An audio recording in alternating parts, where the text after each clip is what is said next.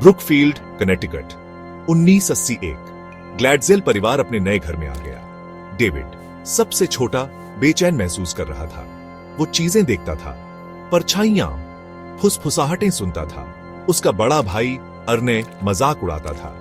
उसके माता पिता जूडी और कार्ल इसे ज्यादा सोचने की आदत कहते थे, लेकिन डेविड बेहतर जानता था कुछ गड़बड़ थी। दिन हफ्तों में बदल गए। डेविड और भी ज्यादा चुप रहने लगा।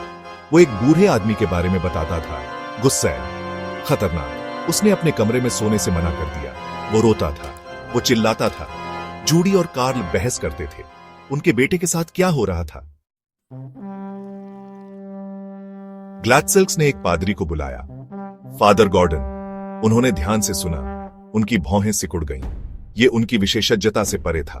उन्होंने किसी और की सिफारिश की, एड और Lorraine Warren, paranormal investigators. Add, एक डीमोनोलॉजिस्ट, ने घर का भार महसूस किया। एक अंधेरा। लोरेन, एक क्लैरवॉयंट, ने झलकियां देखी। एक दुष्ट शक्ति, ताकतवर, गुस्सैल। ये डेविड से चिपक गई थी, उसकी मासूमियत को खा रही थी। महीने बीत गए। वो शक्ति और मजबूत होती गई। इसने अर्ने को प्रभावित करना शुरू कर दिया। वो आक्रामक हो गया, हिंसक, पहचान से बाहर।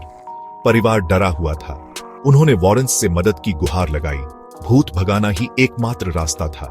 भूत भगाना क्रूर था। डेविड छटपटाया। वो अलग अलग भाषाओं में बोल रहा था।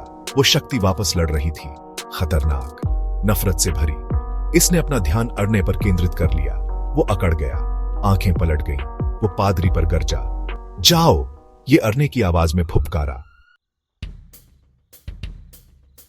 सेक्शन 4 कोर्ट रूम में अर्ने को गिरफ्तार कर लिया गया।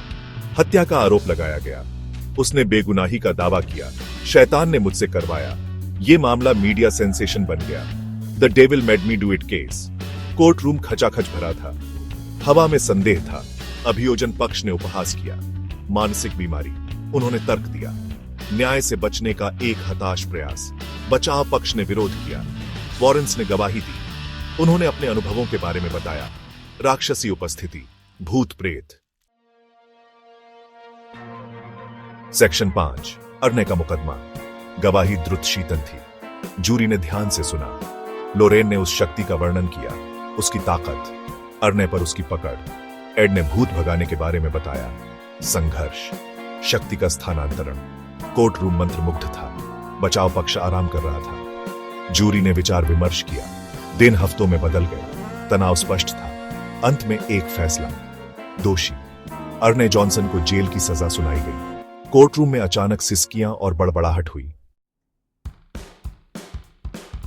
सेक्शन 6 बुराई की विरासत। मामला सुर्खियों से दूर हो गया, लेकिन याददाश्त से नहीं। ये एक द्रुत शीतन यादगार बना रहा। उस अंधेरे का जो दुबक सकता है, उन अनदेखी ताकतों का जो हमारे जीवन को आकार दे सकती है। डेविड अंततः ठीक हो गया। उस पर शक्ति की पकड़ टूट गई, लेकिन निशान रह गए। उस बुराई का प्रमाण जिसने उनके जीवन को छुआ था। ग्लैडजेल केस एक भूतिया याद दिलाता है कि कुछ दरवाजे बंद ही रहने देना बेहतर है।